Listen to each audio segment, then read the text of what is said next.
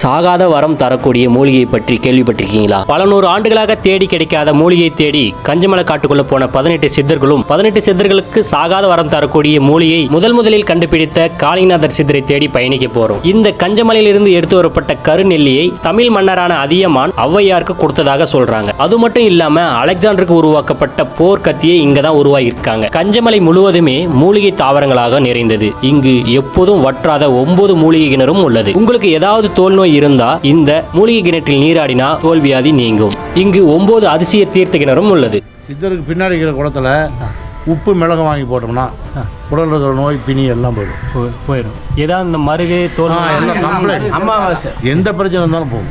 அமாவாசையில் அமாவாசை அதை 3 அமாவாசை வந்து போட்டிங்கன்னா நீங்கள் எந்த ஹாஸ்பிட்டலும் போக வேண்டியது இருக்குது. எந்த நோயாக இருந்தாலும் 3 அமாவாசை தொடர்ச்சியாக உப்பு மிளகு வாங்கி போட்டு அவரை தரிசனம் பண்ணால் சிவனை உடம்புல இருக்கிற இது எல்லாமே விளையாட்டு ஐதீகமாக. கஞ்சமலையிலே ரொம்ப ஃபேமஸான இருக்க சித்தர் கோவில்னு சொல்கிறாங்க. இந்த சித்தர் கோவிலில் தான் நம்ம எல்லாருக்கும் தெரியல, சிவலிங்கத்துக்கு தான் இந்த அமாவாசை பௌர்ணமி அப்புறம் பிரதோஷ நாட்களில் அபிஷேகம் பண்ணுவாங்கள்ல, பல அபிஷேகம். ஆனால் இந்த சித்தர் கோவிலில் இந்த சித்தருக்கு முதல் முறையாக அபிஷேகம் பண்ணுறதே இந்த கோவிலில் தான். அமாவாசை பௌர்ணமி இந்த பிரதோஷ நாட்களில் இந்த கருவறையில் இருக்கிற சித்தருக்கு அபிஷேகம் பண்ணுவாங்களாம். ஆனால் நம்ம எல்லாரும் பார்த்துருப்பாங்கல்ல, சிவலிங்கத்துக்கு தான் நம்ம அபிஷேகம் பண்ணுவாங்க. முதல் முறையாக இந்த சித்தருக்கு அபிஷேகம் பண்ணுறது இந்த கோவில் தான். இது இல்லாமல் நம்ம திருவண்ணாமலையிலையும் ஒரு கோவில் சித்தருக்கு அபிஷேகம் பண்ணுவாங்களா. இதுதான் எனக்கு தெரிஞ்சு இந்த 2 கோவிலில் தான் சித்தருக்கு அபிஷேகம் பண்ணுற ஒரு புனிதமான ஒரு தலம்னு நினைக்கிறேன். இது இந்த கோயிலுக்கு பல அதிசயங்கள் இருக்குது, பல மர்மங்களும் இருக்குது. அது எல்லாமே தேடி நம்ம இந்த மலையில் பயணிக்க போகிறோம். மக்களை இப்போ நம்ம பார்க்கணுங்க பார்த்தீங்களா, இங்கே சித்தர் கோயிலில் 7 தீர்த்த கிணறு இருக்குது. இந்த தீர்த்த கிணறு புனிதமான நீர்னு சொல்கிறாங்க. ஏன் தெரியுங்களா? இந்த மலை கஞ்சமலைன்னு சொல்கிறாங்களே, இந்த கஞ்சமலையில் தான் சாகாத வரம் கிடைக்கும் மூலிகை எல்லாமே இருக்குது. இங்கே இருக்கிற கல் மேலே ஒரு செடி, அந்த செடியோட புழிஞ்சு விட்டாங்கன்னா அது இங்கே தங்கமாக மாறும். அது மாதிரி பல அற்புதமான மூலிகை எல்லாமே இந்த கஞ்சமலையில் இருக்குது. அந்த கஞ்சமலையில் இருந்து தான் அடியில் ஊறி வர இந்த புனிதமான தீர்த்தத்தை நம்ம பார்க்குறோம். இதில் குளிச்சிங்கன்னா தீராத நோய், ஏதாவது நம்ம உடம்புல இருக்கிற எல்லாமே நீங்கள் அப்படின்ட்டு ஒரு ஐதீகம் இருக்குது. அதனால் நம்ம கூட இந்த ட்ரெக்கிங் ஒரு 50-60 பேர் வந்திருக்கோம். எல்லாருமே ஒவ்வொரு குளிச்சிட்ருக்காங்க. இப்போ நாமளும் குளிச்சுட்டு ஃபஸ்ட்டு கிணறு, இதில் ஒரு 7 கிணறு இருக்குது. 7 கிணறுல குளிச்சுட்டு 8ஆவதாக நம்ம சாமியை காளிங்கநாதரை போய் பார்ப்போம். அந்த காளிங்கநாதரோட சிறப்பை நம்ம அங்கே போய் பார்க்கலாம். இந்த 7 தீர்த்தங்களை பார்த்தங்கள ஒவ்வொன்றா நம்ம பார்க்கலாம். இங்கே ஒரு ஃபஸ்ட்டு தீர்த்தங்க தான் ஸ்டார்ட் ஆகுது, 2வது அங்கே இருக்குது. ஃப்ரெண்ட்ஸ் இப்போ நம்ம பார்க்குறது 3வது கிணறு தீர்த்தங்கள் பார்க்குறோம். இது கொஞ்சம் தண்ணி மேலே இடையே இருக்குது, அது உள்ளே இருந்துச்சு. இதோட தீர்த்தங்கள் எல்லாம் இப்போ நம்ம குளிச்சுட்டு இதோட அற்புதங்கள் எல்லாமே நம்ம பெறுவோம் அப்படின்ற ஒரு நம்பிக்கையால் இங்கே வர எல்லாருமே இந்த தீர்த்தத்தில் குளிக்கிறாங்க. மக்களே 5வது கிணறு 6வது கிணறு 6 தீர்த்தத்தில் நம்ம குளிச்சுட்டு 7வது தீர்த்தம் கோயிலுக்குள்ளே போகணும். வாங்க அந்த கோயிலுக்குள்ளே நம்ம போயிட்டு 7வது தீர்த்தத்தில் வெற்றிகரமாக குளிக்கிறோம். லாஸ்ட் டைம் ஒரு நம்ம 2-3 தீர்த்தத்தில் தான் குளித்தோம். இந்த டைம் 7 தீர்த்தத்தில் குளிக்க போகிறோம்.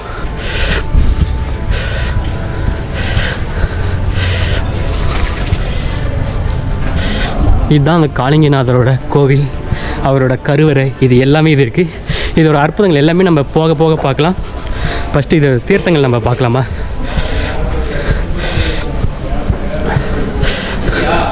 7வது தீர்த்தம் மக்களே வந்துட்டோம்.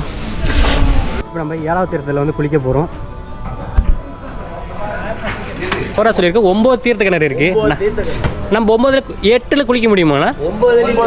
9 தீர்த்த கிணறுலேயும் குளிக்கலாம். நாம் 8ல் குளிச்சுட்டு இங்கே இருக்கிற காளி அம்மனை நம்ம தரிசனம் பண்ணலாம். உள்ளே போக போகிறோம். பாருங்கள் எவ்வளோ அழகாக மேலே இருக்கிற அந்த சிலையை பார்த்தீங்கன்னா அவ்வளோ அற்புதமாக இருக்குது. விநாயகர், முருகர், இப்படி காளியம்மன். இங்கே பாருங்கள் உள்ளே பூஜை பண்ணிகிட்டு இருக்காங்க, சிறப்பு பூஜை. உள்ளே போய் பார்க்கலாம் வாங்க.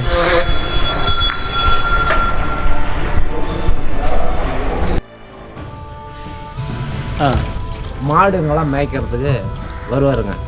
அப்புறம் மேய்க்க வரும்போது ஒரு பையன் ஒரு மாடு எல்லாம் மேய்க்கும் போது அவருக்கு பால் தெரியாது அந்த மாட்டில் நிற்கும்போது பால் சுரக்கடிச்சு அதை குடிக்கும்போது அது என்ன ஆகுதுங்கன்னா 3 நாளாக மாட்டில் பால் இல்லை. பால் இல்லாதனால அவங்க பண்ணையாடி கேட்குறாரு, எங்கே மாட்டில் பால் இல்லை அப்படின்னு கேட்கும்போது, இல்லை இப்படி ஒரு பையன் வருது பாலை குடிச்சிட்டு போயிருக்கு அப்படின்னு போய் அவங்க சொல்லங்காட்டி அவர் என்ன பண்ணுறாரு, இப்படி கலப்பு ஓட்டுறோம்ல காடு, அது நிற்கிறதுல ஒரு கூட்டாக்கண்ணி மாட்டுக்கு போடும்ல, அது உருகிட்டு வர்றாரு. உருகிட்டு வந்து இது போய் அப்படியே குடிக்கும் போது பட்டுன்னு இப்படி இடிச்சிடுறாரு, அடிச்சிடுறாரு. அடிக்கும் போது அங்கே சங்கங்குத்து ஒன்று இருக்குதுங்க, அங்கே வந்து எழுதிங்க சங்கம் குத்து முள் இருக்குதுல்ல, முள்ளு செடிக்கிட்ட அவத்தை வந்து தான் அப்படியே உட்காந்து தான் எழுதிங்க ஆகிட்டாருங்க. இது வந்து நம்ம இந்தியாவிலேயே எல்லாம் கல்லில் சிலை தான் அடித்து வச்சுருப்பாங்க. இவரை வந்து அப்படியே எழுதிக்கானுங்க. இப்போ அவரோட சிலை உள்ள உட்காந்துது, அப்படியே போய் உட்காந்து இதானுங்க. உள்ளே இருக்கிற சிலை வந்து செஞ்ச சிலை இல்லை, உட்காந்து சுயமா அப்படியே அங்கேயும் வினோத ஒரு சவுண்டு ஒளி வரும். ஆமாம், குழந்தை சத்துற மாதிரி, மாடு கத்துற மாதிரி சவுண்டு கேட்கும். அங்கே மலையிலையும் அப்புறம் மக்களை பார்க்குறங்கள்ல பார்த்தீங்களா, இந்த சித்தேஸ்வரன் கோயில் சித்தர் கோவில் இருக்குல்ல, பேக் சைடில் கந்த தீர்த்த குளம், இது உப்பு மிளகு வெல்லம். இங்கே பாருங்கள் எவ்வளோ பேர் போட்டிருக்காங்கல்ல, இது எவ்வளோ பேர் உப்பு வெல்லம் இது எல்லாமே போடுறாங்களா. ஆனால் அந்த தண்ணி வந்து எப்பவுமே உப்பு கரிக்காதாம்மா, ஏன்னா அவ்வளோ அதிசயமான தீர்த்தம். இந்த 7 கிணறு நம்ம பார்க்குறோங்கள, பார்த்துட்டு 8வது கிணறு இது, 9வது கிணறு அதுக்கு மேலே இருக்கும். இது பேக் சைடில் இந்த கிணறுலேயும் வந்து குளிக்கலாமா, எதுவும் பிரச்சனை இல்லை. உங்களுக்கு ஏதாவது தோல் நோய், உடம்புல ஏதாவது பிரச்சனை இருந்தால் 3 அமாவாசைக்கு இந்த கோயிலுக்கு வந்து உப்பு மிளகு வெல்லம் இதை நீங்கள் போட்டிங்கன்னா உங்களுக்கு தீராத நோய் எல்லாமே தீரும் அப்படின்ட்டு ஒரு ஐதீகம் இருக்குது. இதை நம்பி பல ஆயிரம் பேர் இந்த கோயிலுக்கு டெய்லியும் வந்துட்டுருக்காங்க. நீங்கள் அமாவாசை நாட்களில் வந்து இது மாதிரி செஞ்சிங்கன்னா, விசேஷமான நாட்களில் செஞ்சிங்கன்னா எல்லாமே சரியாகன்னு ஒரு ஐதீகம் இருக்குது. சிலை காளிங்கநாதரோட சிலை உள்ளே இருக்கா, சுயம்பா தோன்ற சிலையே அதுக்கு பேக் சைடில் தான் இதோட வரலாறே இருக்குது. இங்கே பாருங்கள், இங்கே வந்து திருமூலரோட சீடரோ தான் காளிங்கநாதர். காளிங்கநாதர் என்ன பண்ணுறாருன்னா, ஒரு நாள் அந்த மரத்துக்கடியில் சாப்பாடு பண்ணுறாரு. அங்கே ஒரு பானை மாதிரி இருக்குல்ல, அந்த பானையில் வந்து சாப்பாடு பண்ணுறாரு.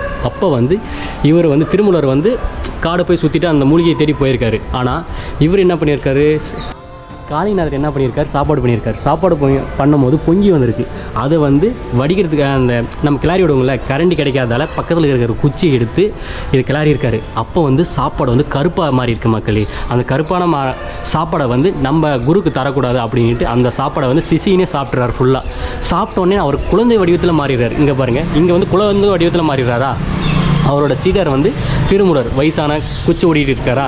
இவர் வந்து கேட்குறாரு, இங்கே வந்து என்ன சீடரை வந்து நீங்கள் பார்த்தீங்களா அப்படின்னு கேட்கும்போது, ஐயா நான் தான் இந்த உங்கள் சீடர் அப்படின்னு சொல்கிறாங்க. எப்படின்னா அவரோட வரலாறு சொல்கிறாரு, இந்த மாதிரி சாப்பாடு கருப்பாச்சு அதை சாப்பிட்டுட்டா அப்படின்னு சொல்லும் போது, அப்போ திருமூலர் என்ன பண்ணுறாருன்னா தலைமலை தட்டி, ஒரு சிலர் என்ன பண்ணுறாங்கன்னா தலைமலை தட்டி அதோட சாப்பாடை வந்து மறுபடியும் இவர் சாப்பிட்றாரு. இங்கே வந்து திருமூலரும் நம்ம காளிங்கநாதர் இருக்காங்களா, இதுதான் ஓகே. அப்போ வந்து திருமூலர் என்ன சொல்கிறாரு, நீ இங்கே இரு, இந்த ஊர் மக்களுக்கு நல்லது செய்யுது அப்படின்னு சொல்கிறாரு. அப்போ வந்து திருமூலர் வந்து அவர் வந்து கிளம்பிடுறாரு இந்த மலையை விட்டு. அப்போ வந்து காளிங்கநாதர் வந்து இந்த மலையில் உட்காந்து இந்த ஊருக்கு எல்லாருக்குமே உபதேசனா நல்லது செய்கிறாரு. எல்லாருக்கும் நோய் நொடி இருக்குல்ல, இது எல்லாத்தையும் சரி பண்ணுறாரு. அதனால் காளிங்கநாதர் வந்து இங்கேயே சுயம்பா தோன்றிருக்கான்னு ஒரு வரலாறு இருக்குது. இதுதான் அந்த கோயில்.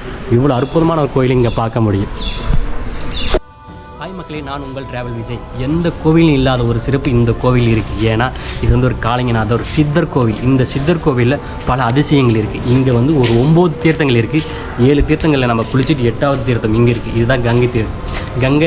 கங்கை தீர்த்தம்னு சொல்லுவாங்க. இதில் வந்து உப்பு வெல்லம் மிளகு இது எல்லாமே நம்ம இதில் போட்டோன்னா, இது வந்து அமாவாசை நாட்களில் போட்டோன்னா நம்ம உடம்புல மருகு நோய் நொடி இது எல்லாமே ஏதாவது இருந்தாலும் சரியாகும் அப்படின்னு சொல்கிறாங்க. இதை பார்த்துட்டு உள்ளே இருக்கிற காளிங்கநாதரை பார்த்தோன்னா அவ்வளோ அழகாக இருந்தார். எப்படின்னா நம்ம குழந்தை வடிவத்தில் இருப்பார். குழந்தை வடிவத்தில் எப்படி உருவாகிருக்காங்கன்னா, இங்கே வந்து நம்ம இதோட வரலாறு பார்த்தோம்ல, இதோட வரலாறு பார்க்கும்போது அவர் சின்ன குழந்தையாக மாறிடுறாருல.